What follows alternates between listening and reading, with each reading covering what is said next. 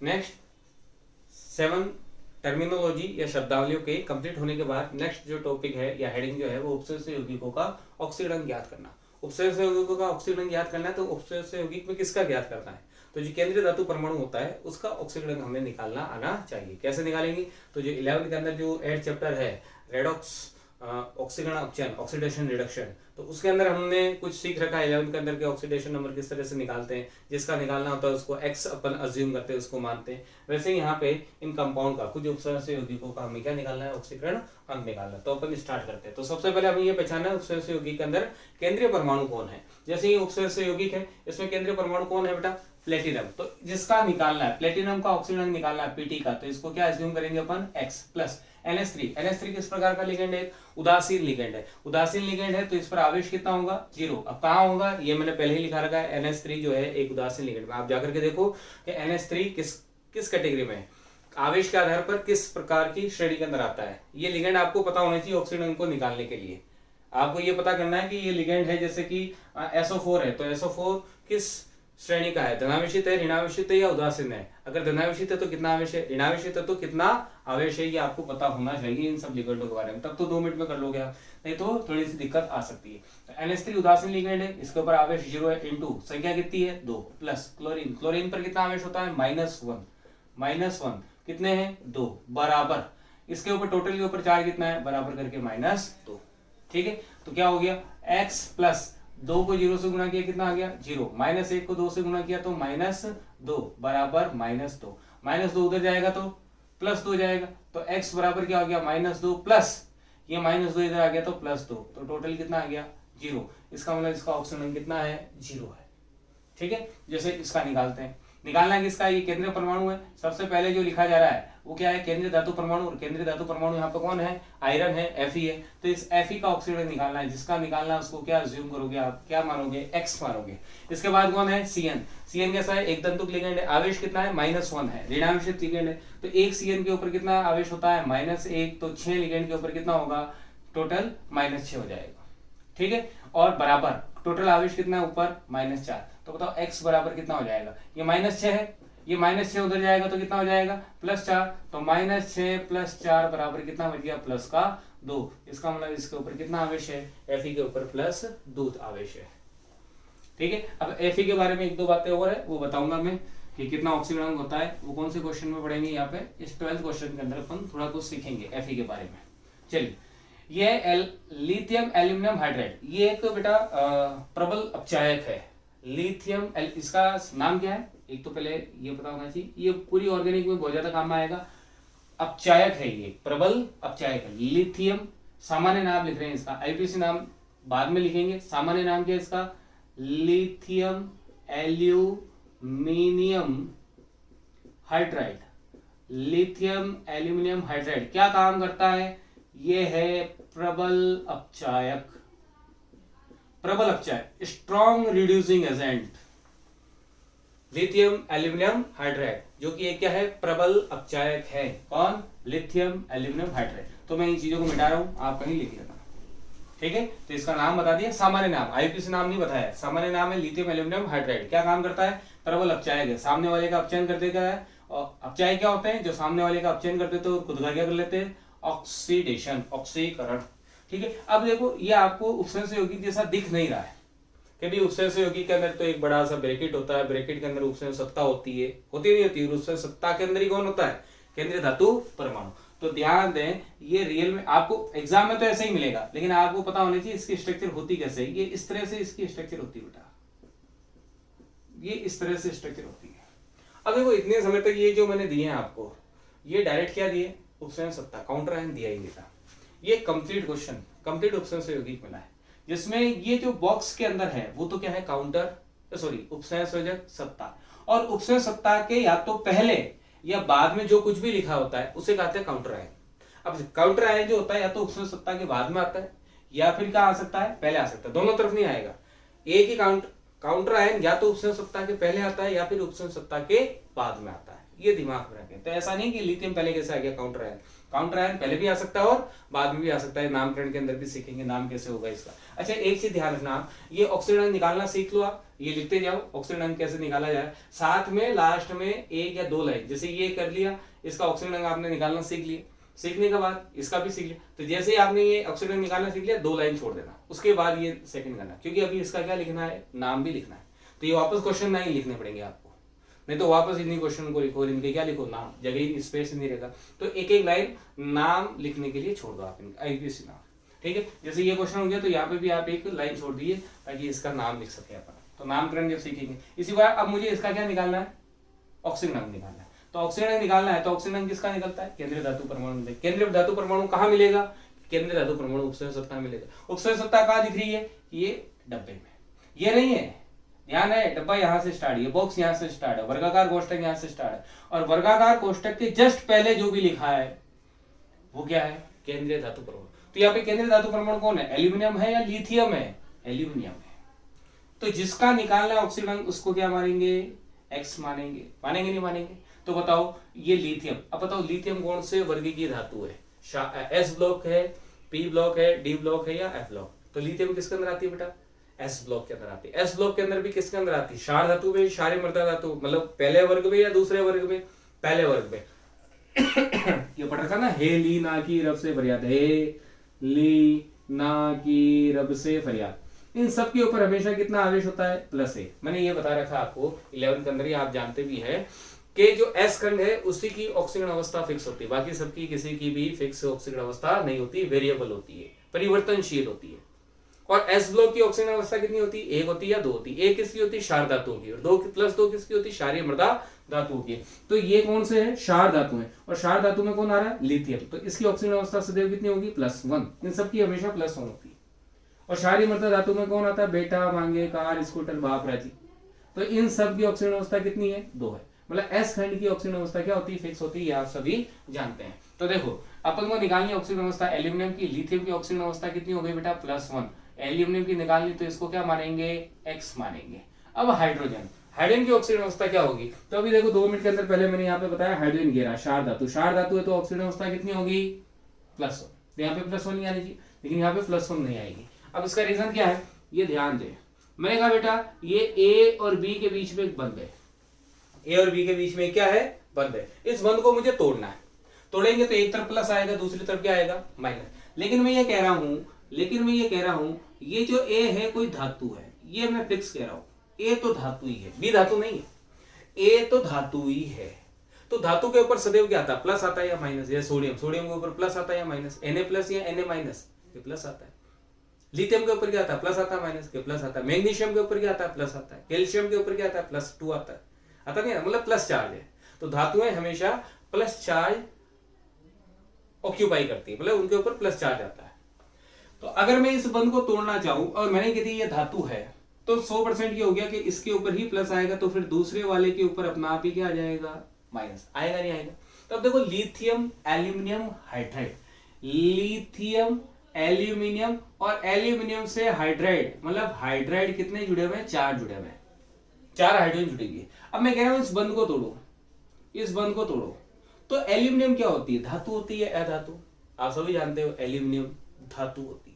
अगर ये धातु है तो ये बंध टूटेगा तो इसके ऊपर कौन सा चार्ज आएगा, प्लस ही आएगा, तो हाइड्रोजन अपना आप क्या बन जाएगा, माइनस। तो यहां से हमने सीखा कि हाइड्रोजन के ऊपर नॉर्मली प्लस चार्ज होता है, लेकिन जब कभी भी हाइड्रोजन किसके साथ जुड़ी हुई हो, मेटल के साथ अपना लिंक्ड बनाई हुई हो, तो उसके ऊपर कौन सा चार्ज आता है, माइनस आता है। और ध्यान रहे हाइड्रोजन के ऊपर जब, ये तो है H का मतलब होता है हाइड्रोजन, H के ऊपर जब प्लस चार्ज आता है तो इसे कहते हैं H+ या प्रोटॉन कहते हैं, और हाइड्रोजन के ऊपर जब माइनस चार्ज आता है तो इसे कहा जाता है हाइड्राइड। क्या कहा जाता है, हाइड्राइड। और जब इसको लिगेंड के रूप में बिहेव करवाएंगे तब इसका नाम क्या होता है, हाइड्रेटो, जो ऊपर ने पहले भी लिख रखा है, ठीक है। तो अब कहने का मतलब ये है कि यहाँ पे जो हाइड्रोजन है नॉर्मली दिखने में दिख रहा है कि यहाँ पे प्लस चार्ज होगा इसका ऑक्सीडेशन नंबर, लेकिन होता कितना है, -1। उसका रीजन क्या है कि एल्यूमिनियम किसके साथ लिंक है, मेटल के साथ, और मेटल के साथ है तो मेटल पे प्लस आएगा, तो एल्यूमिनियम के ऊपर कितना चार्ज आएगा, माइनस आएगा। तो एक हाइड्रोजन के ऊपर है -1, तो टोटल हाइड्रोजन यहाँ पे कितनी है, 4 है। तो और टोटल में चार्ज कितना है इसका, अब यहाँ पे कोई चार्ज नहीं है तो इक्वल टू कितना हो गया, 0। तो ये तो हो गया +1, ये +1 प्लस x, अब -1 × 4 तो कितना हो गया, -4 = 0। तो x plus 1 minus 4 is equal to x minus 3 is equal to 0।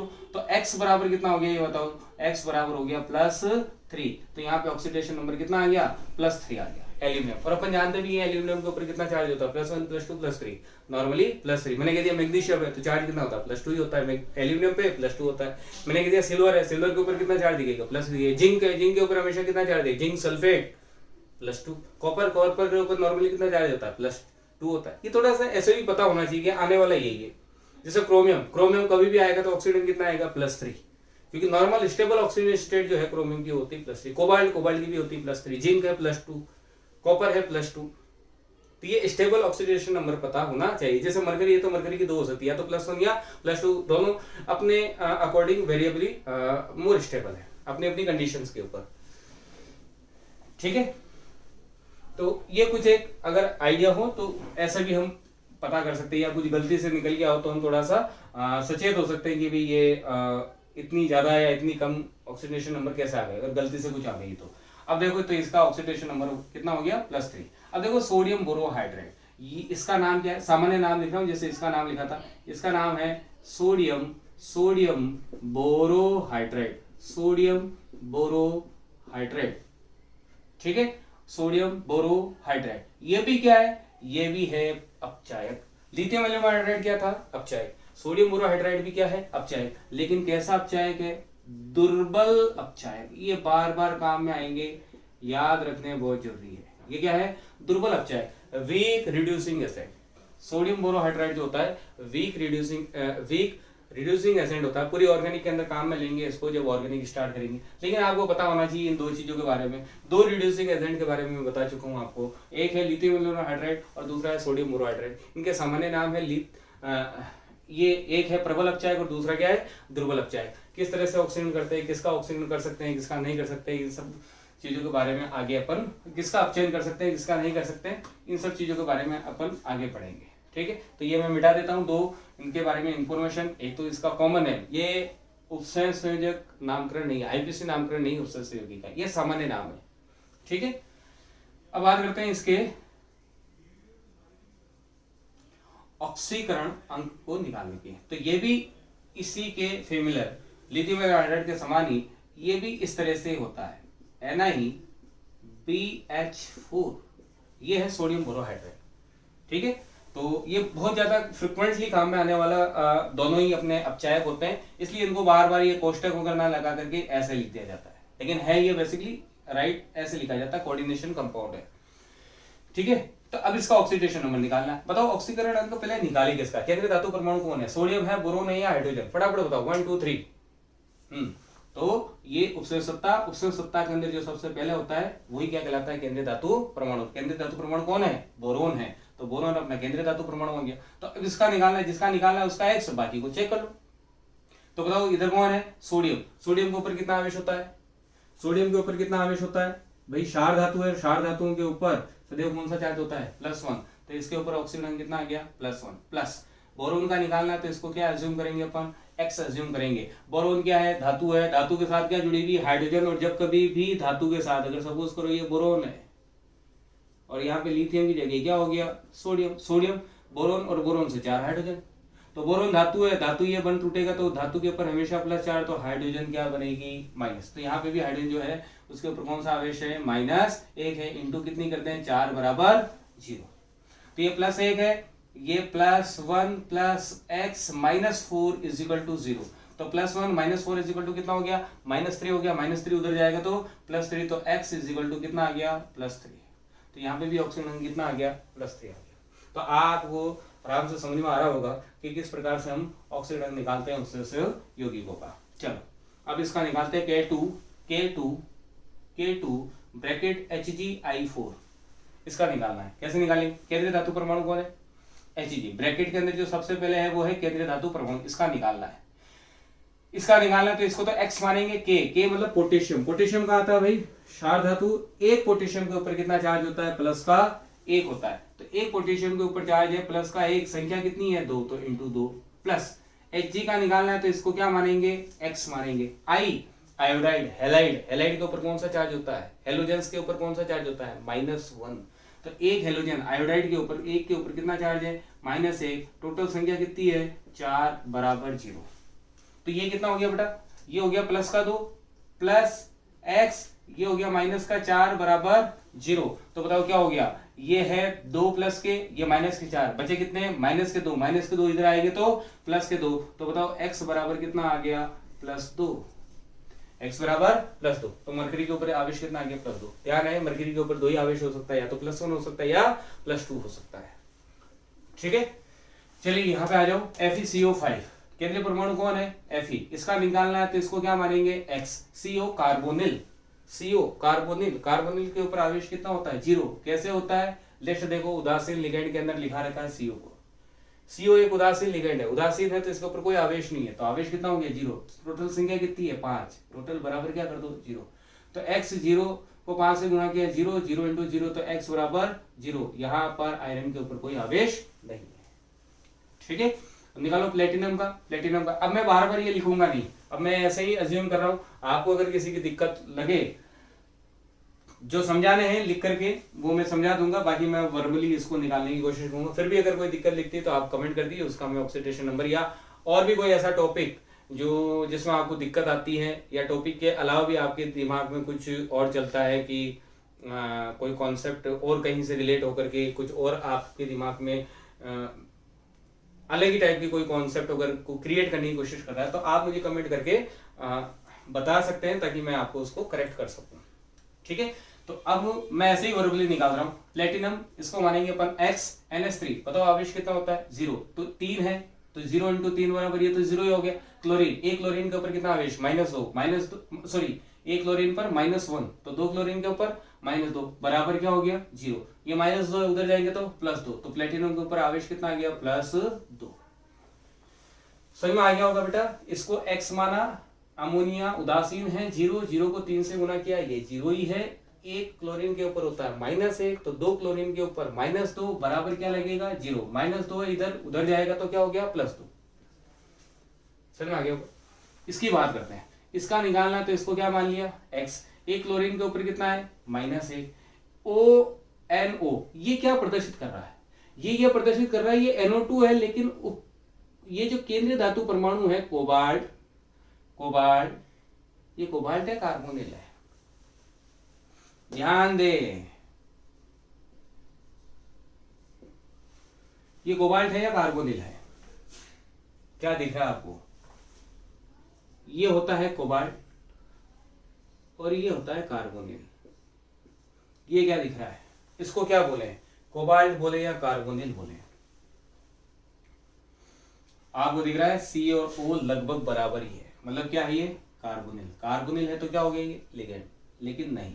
ध्यान रहे, कभी कभी बोर्ड के अंदर भी ये इस फॉर्म में लिखा हुआ आ जाता है CO बड़ा, तो इसको लिगेंड के रूप में आपको नहीं मानना है। आपको हमेशा पता है कि इस उपसर्ग सत्ता, इस ब्रैकेट के सबसे पहले जो कुछ भी लिखा होगा वो क्या होगा, केंद्रीय धातु परमाणु।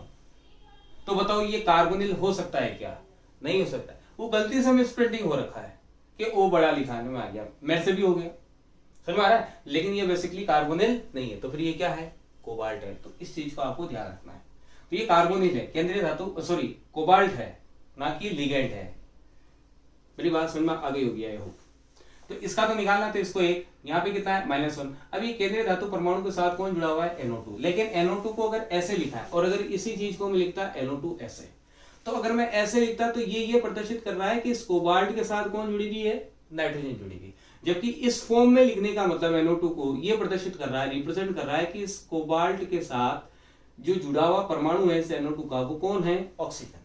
समझ में आ गया, क्योंकि अपन जानते हैं NO2 एक क्या है, उभयतंतुक लिगेंड, नाइट्रोजन से भी जुड़ सकता है और ऑक्सीजन से भी जुड़ सकता है। तो बेसिकली यहाँ पे जुड़ कौन रहा है, ऑक्सीजन जुड़ रहा है, तो ये इसके साथ जुड़ेगा। तो यहाँ पे भी अपन जानते हैं NO2 के ऊपर कितना आवेश होता है, -1 होता है। उदासीन EN कैसा होता है, उदासीन 0 कर दो कुछ भी हो गया, और बराबर +1। तो बताओ इधर कितना हो गया, -2 बराबर +1, -2 उधर जाएगा तो +2, एक प्लस का और ये, तो टोटल कितना आ गया +3। और मैंने पहले ही बता रखा आपको, 2 बार बोल चुका हूँ पहले भी, कोबाल्ट या क्रोमियम के ऊपर ऑक्सीजन जितने भी एग्जाम्पल होंगे कितना आएगा +3।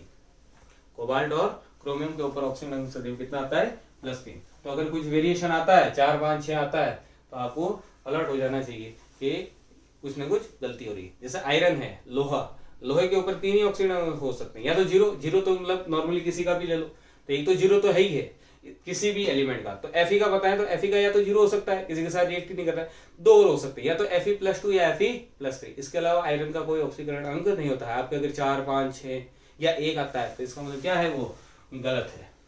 ठीक है, आपको वापस उसको कैलकुलेट करने की जरूरत है। तो चलो नेक्स्ट अपन अब देखते हैं इस कंपाउंड को। देखो इसमें क्या दिख रही है, उपसर्ग सत्ता दिख रही है, और ये क्या दिख रहा है, काउंटर आयन। एक बार और प्रैक्टिस करवा देता हूँ लिख करके। इसका ये है केंद्रीय धातु परमाणु क्रोमियम। उपसर्ग सत्ता के जस्ट पहले जो लिखा जाता है वो क्या कहलाता है, केंद्रीय धातु परमाणु, जिसका निकालना उसको मान लिया X। अमोनिया, अमोनिया पर आवेश होता है 0 × 4 प्लस सल्फेट, एक सल्फेट के ऊपर एक ही है, और एक सल्फेट के ऊपर कितना चार्ज होता है, -2। अब ये देखो SO4 देखो एक SO4 के ऊपर कितना चार्ज होता है, -2। ये पता होना चाहिए, SO4 ये सल्फेट है। तो SO4 को अपन क्या बोलते हैं, सल्फेट बोलते हैं। ये कब, जब ये सिंपल आयन हो। लेकिन अगर ये लिगेंड की तरह बिहेव करे, लिगेंड की तरह व्यवहार करे, तब इसका नाम क्या होता है, सल्फेटो। तो देखो ये इस ब्रैकेट के अंदर आ रहा है या बाहर आ रहा है। अगर कोई भी आयन इस ब्रैकेट के अंदर आता है तो किसके समान बिहेव करता है, लिगेंड के समान। और अगर बाहर आता है तो सिंपल आयन की तरह। जैसे ClO4, ये आपको दिख रहा है, तो ये ClO4 इस ब्रैकेट के अंदर है या बाहर है, बाहर है, मतलब ये सिंपल क्या है, आयन है, पर क्लोरेट आयन। समझ में आ रहा है। लेकिन इसका मैंने नाम क्या लिखा रखा है, ClO4 का पर क्लोरेटो। तो यहाँ पे इसका नाम क्या है, पर क्लोरेटो है या पर क्लोरेट है, पर क्लोरेट है, क्योंकि ये सिंपल आयन है, अंदर नहीं है। पर क्लोरेटो तो तब होता जब ये किसके समान बिहेव करता, लिगेंड के समान। और लिगेंड के समान ये ClO4 कब बिहेव करेगा, जब ये अंदर आएगा ब्रैकेट के। ठीक है, तो चलिए, तो ये हो गया X। NH3 के ऊपर आवेश है 0 × 4, SO4 के ऊपर -2 प्लस एक ClO4 के ऊपर कितना चार्ज है, एक ClO4 के ऊपर कितना चार्ज है, +-1 बराबर 0। इसके ऊपर कितना चार्ज है, एक ClO4 लिखा रखा है पीछे, ऋणावेशित लिगेंड है, तो -1 × 0, तो बराबर बता दो, ये तो हो गया 0, ये हो गया -1, -2 और ये -1, टोटल कितना हो गया, -3, -3 उधर जाएगा तो +3। तो बताओ क्रोमियम के ऊपर कितना आवेश आ गया, तो X बराबर +3। देखो क्रोमियम पर भी 3, कोबाल्ट पर भी 3। ठीक है, चलो अब इसका बताओ, आप खुद ही ऐसे ही वरबली करेंगे, निकलेगा किसका, Hg केंद्रीय धातु परमाणु ये है। सोडियम, सोडियम के ऊपर कितना आवेश होता है, +1, अभी निकाला। इसका निकालना तो इसको X मान लिया। Cn एक के ऊपर होता है -1, 2 है तो कितना हो गया ये, -2 बराबर 0। तो प्लस का 1 माइनस का 2 कितना बचा, माइनस का 1, और माइनस का 1 इधर जाएगा तो प्लस का 1, तो यहाँ पर ऑक्सीजन अंक कितना आएगा, प्लस का 1। और अपन जानते हैं मरकरी मैंने सिल्वर के ऊपर सदैव कितना चार्ज होता है, +1 होता है, ये ध्यान भी रखो। तो कितने हो गए बेटा, 10 हो गए। ठीक है, बाकी और भी बचे, इनको नोट करो, इनका भी ऑक्सीजन अंक अपन निकालेंगे, जगह है नहीं तो आप पहले यहाँ तक 10 हो चुके हैं, इन 10 को नोट करो। अगले जो 9 और हैं उनको अपन थोड़ी देर में देखते हैं। Thank you.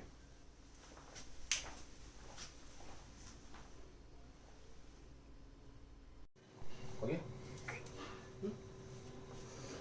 चलो, तो 10th एग्जाम्पल के बाद 11th एग्जाम्पल, तो इसको हम थोड़ा इधर लिखते हैं, FeC5H5 का होल ट्वाइस।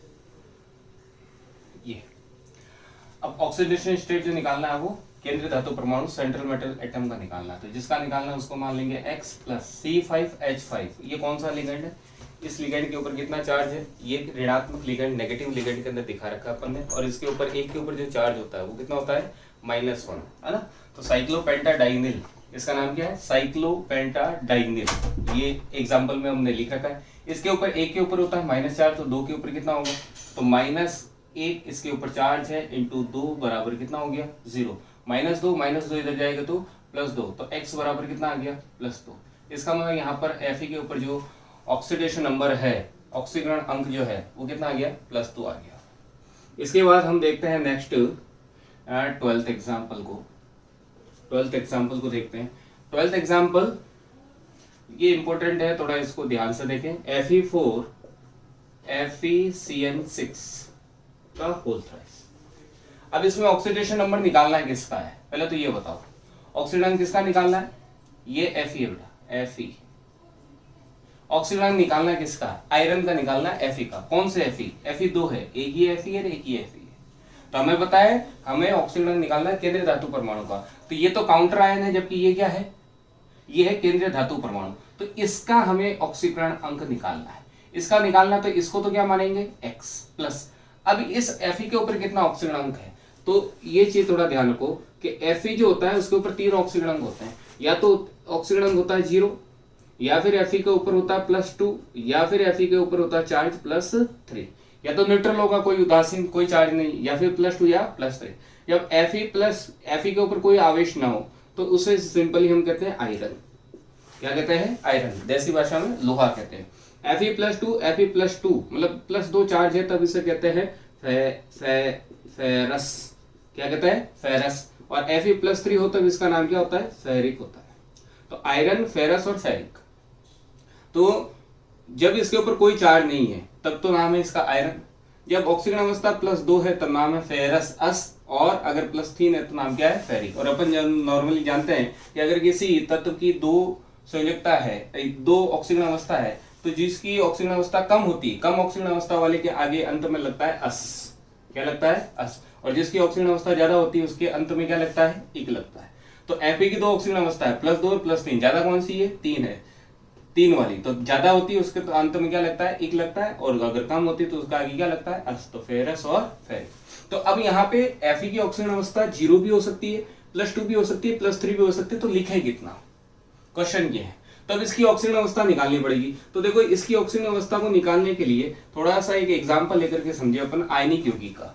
तो देखना, मैंने कहा NaCl, तो बताओ NaCl में Na के ऊपर कितना आवेश है, कि Na के ऊपर है +1, तो Cl के ऊपर कितना है, -1। कैसे निकाला, अभी देखते हैं। मैंने लिखा MgCl2, तो Mg के ऊपर कितना आवेश है, आप जानते हो Mg के ऊपर यहाँ पे +2 चार्ज है, जबकि क्लोरीन के ऊपर कितना चार्ज है, -1 के ऊपर -1, तो 2 क्लोरीन के ऊपर कितना हो जाएगा, -1।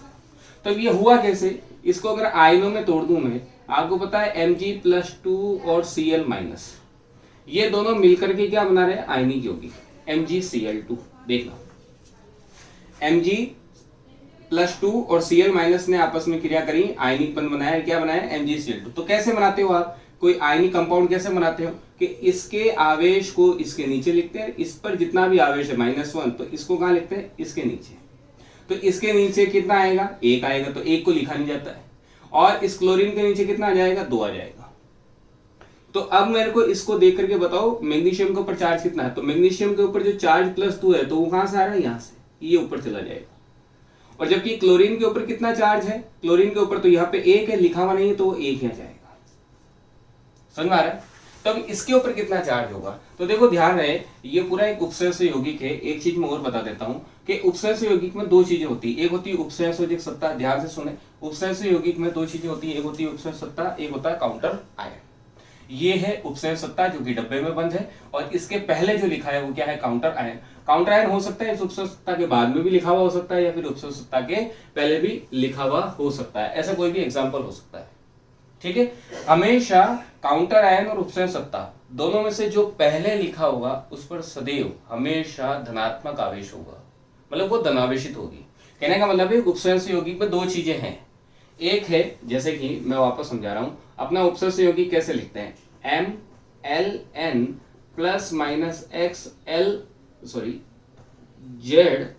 Z+-Y। या तो मैं इसको ऐसे लिख सकता हूं उपसहस्य सत्ता को, या फिर उपसहस्य सत्ता के अंदर देखो उपसहस्य यौगिक में उपसहस्य सत्ता पहले लिखी, काउंटर आयन को बाद में लिखा है। या फिर इसी चीज को मैं ऐसे लिख सकता हूं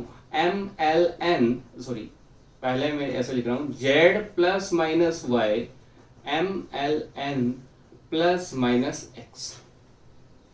ये पूरा उपसहस्य यौगिक है, या तो ऐसे मिल सकता है या फिर ऐसे मिल सकता है।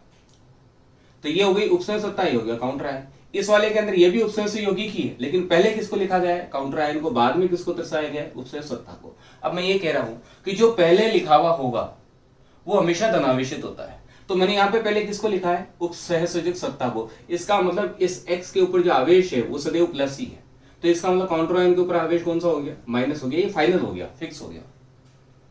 इसी प्रकार से बताओ इन दोनों में से पहले किसको लिखा अपन ने, काउंटर आयन को। तो काउंटर आयन पहले लिखा है तो मतलब ये सदैव कैसा होगा, धनावेशित। तो बाद वाला सदैव कैसा होगा, ऋणावेशित। तो यहाँ पे उपसर्ग सत्ता कैसी हो गई, ऋणावेशित। इस कॉन्सेप्ट को आपको हमेशा ध्यान रखना है, इस कॉन्सेप्ट को आपको हमेशा ध्यान रखना है। अभी नामकरण भी सीखेंगे तब आपको इस चीज की बहुत ज्यादा जरूरत पड़ेगी। तो मैं कह रहा हूँ कि उपसर्ग सत्ता और काउंटर आयन अगर दोनों दे रखे हैं किसी उपसर्ग से यौगिक में, उपसर्ग सत्ता और काउंटर आयन दोनों चीजें दे रखी है, तो जो चीज पहले लिखी गई उस पर ऊपर पॉजिटिव चार्ज होगा और जो बाद में लिखा गया उसके ऊपर क्या चार्ज होगा, नेगेटिव चार्ज होगा। ये बात समझ में आ गई होगी आपको। तो मैं इसको 2 मिनट रब करता हूँ। अब इसको समझो, मैं इस आयनिक यौगिक के ऊपर समझा रहा था। तो बताओ ये उपसर्ग, ये क्या है, counter ion, Fe counter ion है और ये डब्बे में जो बंद है ये क्या कहलाती है, उपसंयोजक सत्ता। उपसंयोजक सत्ता और काउंटर आयन के बीच में जो बंद होता है वो बंद कौन सा होता है बेटा, आयनिक बंद होता है। कौन सा बंद होता है, आयनिक बंद। और अगर किसी के बीच में आयनिक बंद है, जैसे कि मैंने एग्जांपल ले लिया FeCl3, एग्जांपल लिया FeCl3 आयनिक कंपाउंड है, तो Fe के ऊपर कितना चार्ज है कि ये जो यहाँ पर लिखा हुआ है वो वास्तव में इसके ऊपर चार्ज है, कितना है, +3। और यहाँ पे कुछ नहीं लिखा, मतलब कितना है वो, 1 है। तो 1 किसके ऊपर है, क्लोरीन के ऊपर। और Fe के ऊपर प्लस होता है या माइनस, तो प्लस होता है, तो प्लस का 3 हो गया। तो क्लोरीन के ऊपर कितना हो गया, -1।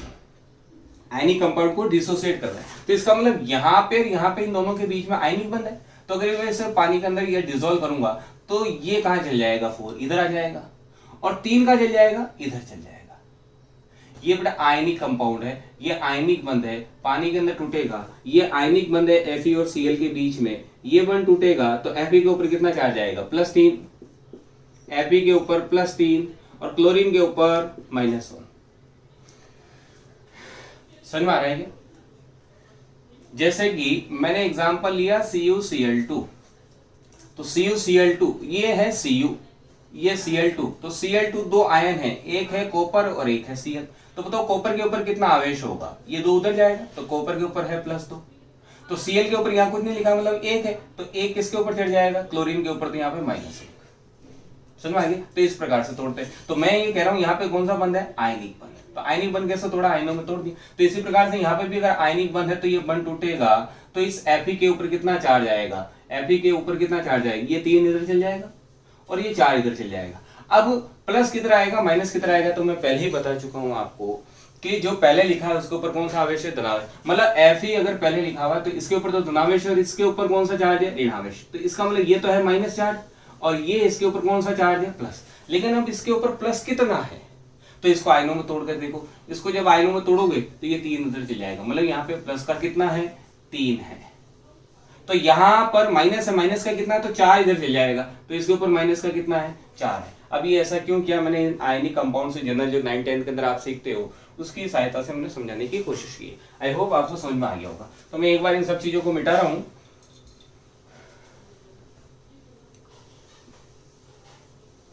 इस कंपाउंड को अपन वापस लिखते हैं।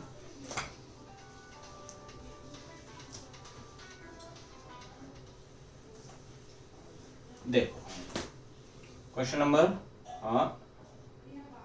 12 क्या था, Fe4 FeCl6 का होल थ्राइस, ये क्वेश्चन है। और ऑक्सीडेंट निकालना है, किसका निकालना है, इस Fe का निकालना है। तो इसका जिसका निकालना है उसको क्या मान लिया बेटा, x। अब Fe के कितने हैं, Fe ये टोटल कितना है बेटा, 3, तो 3 Fe हो गए, तो 3x हो गया बेटा। एक Fe नहीं है, Fe टोटल कितना है, 3 है, प्लस इस Fe की बात करो। अब आपको पता चल चुका है, मैं पहले ही बता चुका हूं Fe के ऊपर कितना आवेश है, इस वाले के ऊपर। Fe के ऊपर 3 आवेश हो सकते हैं, या तो उदासीन हो सकता है, या +2 हो सकता है, या +3। तो अब ये 3 जो है वो इधर जाएंगे, तो यहाँ पर कितना है, एक Fe के ऊपर है +3, तो टोटल Fe कितने हैं, 4। निकलिए। अब आगे की बात करते हैं, प्लस Cn, एक साइनाइड। साइनाइड कैसा है, ऋणावेशित लिगेंड है, तो इसके ऊपर कितना चार्ज होगा, -1 इंटू टोटल कितने हैं साइनाइड, तो 6 तो यही है, और गुणा करके और 3 है, तो 6 और 3 कितने हो गए, 18 और बराबर करके कितना कर दिया, 0। तो ये तो हो गया प्लस के 12 प्लस 3x और माइनस के 18 = 0। तो 12 में से 18 गए तो कितने हो गए, ये 6, तो प्लस माइनस के 6, तो -6 प्लस 3x = 0। तो x = कितना आ जाएगा, +2। x = +2। इसका मतलब इस Fe के ऊपर जो ऑक्सीडेशन नंबर है वो कितना है, +2, जबकि इस वाले Fe के ऊपर जो ऑक्सीडेशन नंबर है वो कितना है, +3।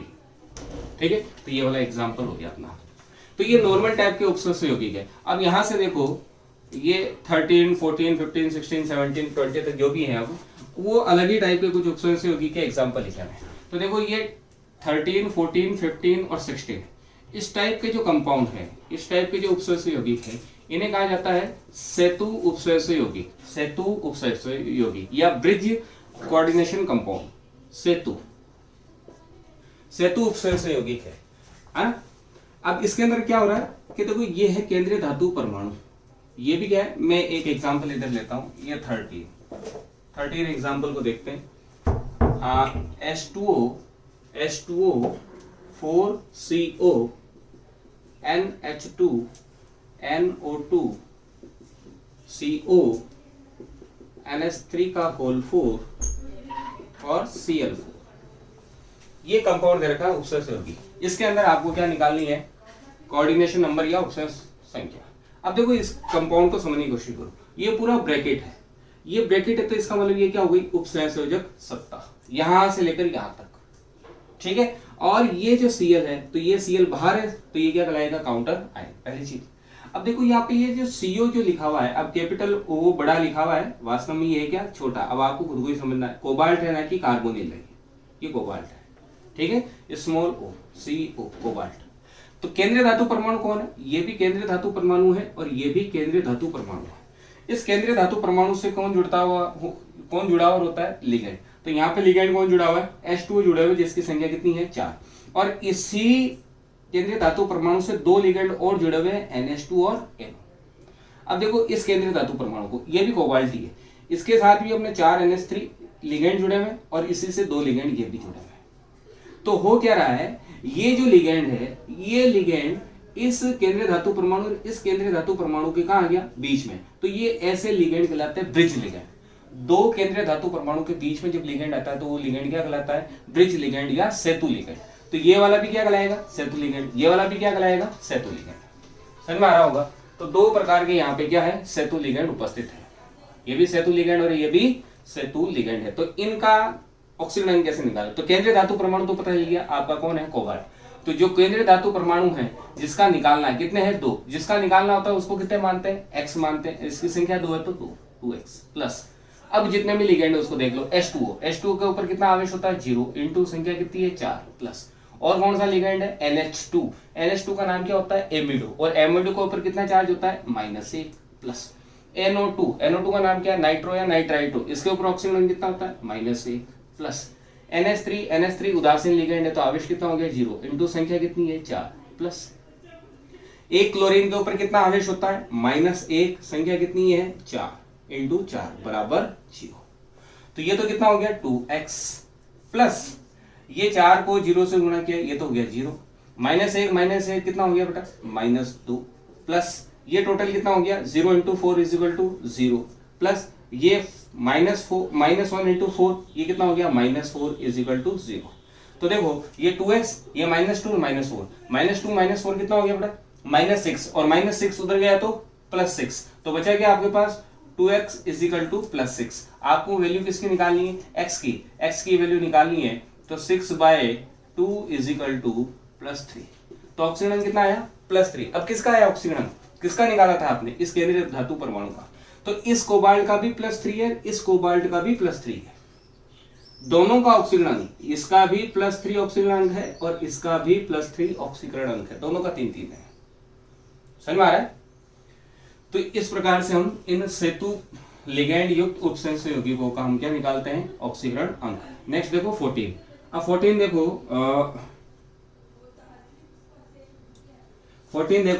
14 अब ऐसे ही करने की कोशिश करते हैं। देखो निकालना किसका है, इसका निकालना, ये केंद्रीय धातु परमाणु, ये केंद्रीय धातु परमाणु, तो जिसका निकालना उसको तो क्या मानेंगे, x, ये x हो गया, ये भी x हो गया, मतलब x कितना हो गया, 2x हो गया। NH3 कैसा है, उदासीन लिगेंड, इंटू 4 से गुणा करेंगे, ये 0 हो गया। NH3 यहाँ पे भी NH3 4 से गुणा होकर के ये भी कितना हो गया बेटा, 0 हो गया। इसके ऊपर कितना है, -1, इसके ऊपर भी कितना है, -1, -2 हो गया। NO3 मतलब नाइट्रेट, NO3 के ऊपर कितना चार्ज होता है, -1, तो 1 के ऊपर -1 तो 4 के ऊपर कितना होगा, -4 हो जाएगा। तो ये -4 और ये कितना है, -2, कितना हो गया, -6 उधर जाएगा तो +6, और +6 में कितना डिवाइड होगा, 2x और तो x बराबर कितना आ जाएगा +3। मतलब यहाँ पर भी ऑक्सीजन अंक कितना आएगा +3, यहाँ पे भी ऑक्सीडेशन नंबर या ऑक्सीजन अंक कितना आएगा +3। कैसा आया? फिर भी अगर कोई डाउट हो तो आप मेरे को कमेंट में कर सकते हो, मैं वापस इस एग्जाम्पल को ले सकता हूँ। ये 14 हो गया। 15 देखिए किसका निकालना है? केंद्रीय धातु परमाणु बताओ कौन है? सेतु लिगेंड। ये है सेतु लिगेंड, किससे जुड़े हुए? केंद्रीय धातु परमाणु से। मतलब यहाँ पे केंद्रीय धातु परमाणु कौन हो गया बेटा? Fe हो गया। इनका ऑक्सीकरण अंक निकालना है, तो इसको मान लिया मैंने x और इसको भी मान लिया x, मतलब कितना हो चुका है? 2x हो चुका है। अब H2 कैसा है? उदासीन लिगेंड। 0 × 4 बराबर 0, ये भी उदासीन लिगेंड है। 0 × 4 बराबर कितना हो गया? 0। ये भी 0, ये भी 0। अब OH के ऊपर कितना चार्ज होता है? -1। ऋणावेशित लिगेंड है, 1 के ऊपर चार्ज होता है -1। इस OH के ऊपर भी चार्ज कितना है बेटा? -1। ये भी -1, ये भी -1। चलो ये तो कंप्लीट हो गया। ये हो चुका है 0, ये हो गया 0, ये भी हो गया 0। SO4 सल्फेट के ऊपर कितना चार्ज होता है बेटा? -2 होता है। एक SO4 के ऊपर चार्ज कितना होता है? -। इस टोटल के ऊपर बेटा, इस पूरे SO4 के ऊपर टोटल के ऊपर चार्ज कितना होता है? -2। तो ये हो गया -2, ये -1, ये -1, टोटल कितना हो गया? -4। -4 उधर जाएगा तो +4, और इधर कितना है? 2x। तो 2x बराबर +4, तो x बराबर कितना हो गया? +2। इसका मतलब यहाँ पर ऑक्सीकरण अंक जो है Fe का +2 है, और इस Fe के ऊपर भी ऑक्सीकरण अंक कितना है? +2 है। आई होप समझ में आ गया होगा। अब बात करते हैं इस कंपाउंड की। अब इस कंपाउंड की निकालते हैं। ये क्या है? सेतु लिगेंड। सेतु लिगेंड किससे जुड़ा हुआ है? केंद्रीय धातु परमाणु। तो यहाँ पे ये पैलेडियम जो है, पीडी मतलब पैलेडियम, ये पैलेडियम यहाँ पे क्या है? केंद्रीय धातु परमाणु। पैलेडियम एक धातु है, केंद्रीय धातु परमाणु है। तो इसका निकालना, तो इसको भी मान लिया मैंने x, इसको भी क्या मान लिया? x मान लिया। अब बात करते हैं ऑक्सीजन अंक निकालने की पैलेडियम का। तो ये तो हो गया 2x। अब देखो लिगेंड PPH3 का नाम क्या है? ट्राइफेनिल फॉस्फेन।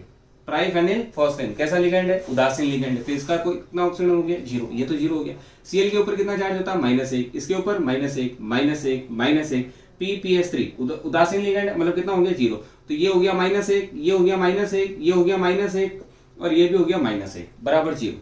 तो टोटल -1 कितने हो गए? -1, टोटल 4 बार, मतलब -4 हो गया। -4 उधर गया तो +4। +4 में कितने का डिवाइड करोगे? x और x, 2x का। तो 2x बराबर +4, तो x बराबर कितना हो गया बेटा? 2।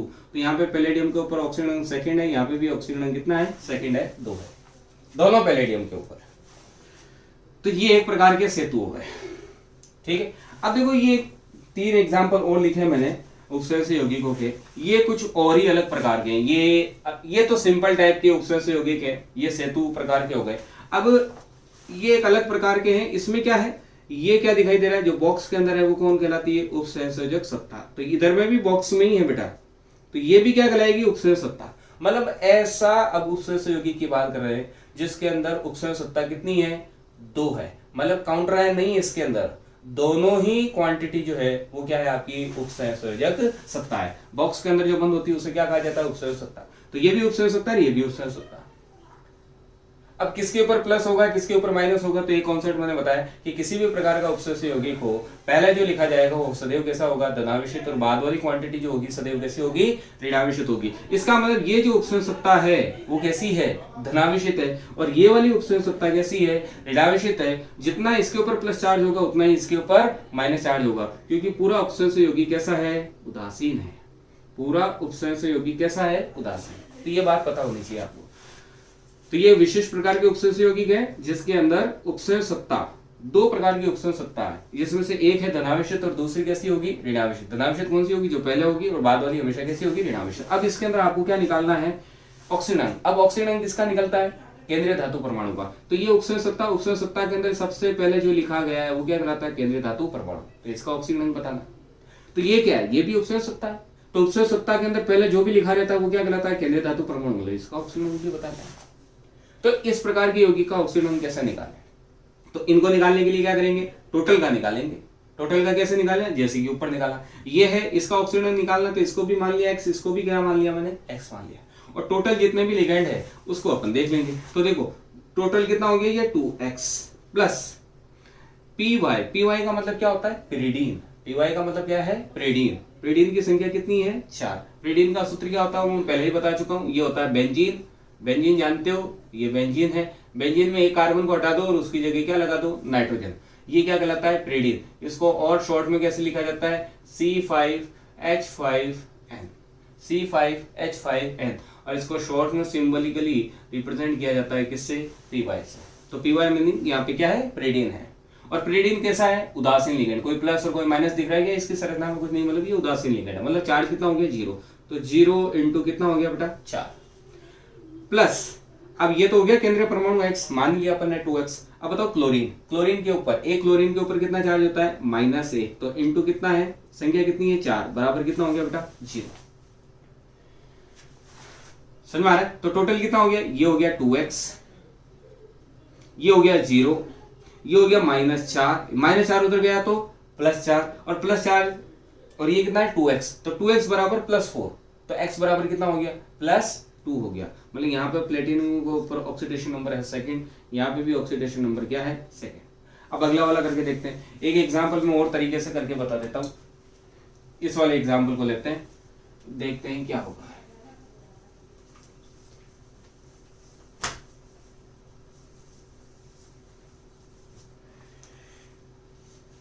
देखिए, AgNH3 का होल ट्वाइस को ब्रैकेट कोष्टक AgCN का होल ट्वाइस और ब्रैकेट, इसके अंदर दोनों ही जो है उपसंयोग सत्ता है। पहला जो लिखा गया है वो धनावेशित, और बाद में वाला हमेशा कैसा होता है, ऋणावेशित। अपन को अभी ये नहीं देखना है, ये सब कॉन्सेप्ट को नामकरण या नोमेनक्लेचर जो पढ़ेंगे उसमें काम में आएगा। हमें सबसे पहले क्या देखना है, ऑक्सीडेशन नंबर। ऑक्सीडेशन नंबर किसका निकालना है, सेंट्रल मेटल एटम का, केंद्रीय धातु परमाणु। केंद्रीय धातु परमाणु कौन है, इधर भी Ag और इधर भी क्या है, Ag, तो दोनों को क्या मालूम है, 2x। ठीक है, NH3 पर कितना आवेश होता है, 0, तो 0 इंटू कितना हो गया, 2 प्लस। अब Cn, इसको तो ले ही चुके हैं, Cn के ऊपर कितना चार्ज होता है, -1 इंटू कितना है, 2 = 0, तो ये कितना हो गया, 2x, -2 = 0, तो 2x = 2, तो x बराबर कितना हो गया, 1, और 1 किसका आया है, प्लस का।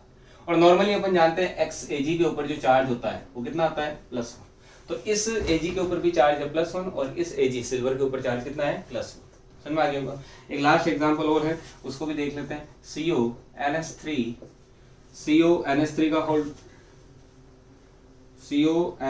का होल ट्वाइस,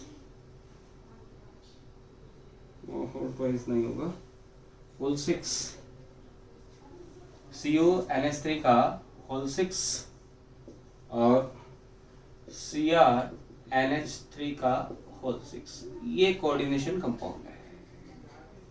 ठीक है, ऑक्सीडेंट निकालना केंद्रीय धातु परमाणु का। केंद्रीय धातु परमाणु कौन है, ये X, ये भी X, दोनों X, तो कितना मान लें, 2x। अमोनिया के ऊपर चार्ज कितना है, 0 × 6 प्लस, ये भी अमोनिया हो गया क्या, सॉरी ये Cn था, यस ये है यहाँ पे Cn, और Cn एक के ऊपर चार्ज कितना होता है बेटा, -1 इंटू कितना है, 6 बराबर 0, तो बताओ कितना हो गया, ये 2x, ये तो हो गया 0, ये कितना हो गया, -6 उधर गया तो +6, और +6, 2x = +6, तो x = कितना हो जाएगा बेटा, +3। तो इसके ऊपर भी ऑक्सीडेंट कितना है, +3, और इसके ऊपर भी ऑक्सीडेंट कितना है, +3। देखो दोनों के सेंट्रल मेटल एटम या केंद्रीय धातु परमाणु क्या है, अलग अलग है, तो उससे अपन को कोई लेना देना नहीं, अपन को तो ऑक्सीडेंट निकालना है। तो दोनों को कितना मान लिया, x मान लिया, x मान करके 2x कर दो, और 2x करके x की वैल्यू निकाल लो, तो x की वैल्यू +3 है, तो यहाँ पे x, ये इसको भी x माना, इसको भी x माना, तो x बराबर +3, मतलब ये भी +3 और ये भी कितना है, +3। ठीक है, तो ये अपना कंप्लीट हो गया उपसहसंयोजक यौगिकों का ऑक्सीकरण अंक ज्ञात करना। ठीक है, कंप्लीट। तो अब हम हमारी जो नेक्स्ट टॉपिक जो होगी, तो आप इन सबको नोट करते जाए। मैंने पहले भी कहा है कि आप जब इन सब कंपाउंडों का ऑक्सीकरण निकले तो लास्ट के अंदर एक एक लाइन छोड़ते जाएं। जैसे ये वाले का आपने ऑक्सीकरण निकाला था, इसका कितना आया था, सेकंड आया था, यहाँ पे कितना है, थर्ड है, ये अपन ने कर लिया था। तो ये ऑक्सीकरण निकालने का अगर मेथड आपको रिक्वायरमेंट हो तो कहीं नोट कर लीजिए। नोट करने के बाद एक लाइन छोड़ दें, क्योंकि अभी इसका क्या लिखना है आपको, नोमेनक्लेचर निकला है, नामकरण लिखना है, इन सभी के नामकरण लिखना है। तो मैं बार बार नहीं लिखूंगा, है ना, या आपको बार बार नहीं लिखना पड़े, तो इन्हीं के नीचे इनके नामकरण, तो नामकरण के क्या नियम है नोमेनक्लेचर के, तो वो नेक्स्ट अपना टॉपिक रहेगा। तो आप इनको नोट करिए, सीक्वेंस वाइज कितने हुए, 19-20 जो भी हैं, और इनका सबका आप नामकरण भी सीखेंगे।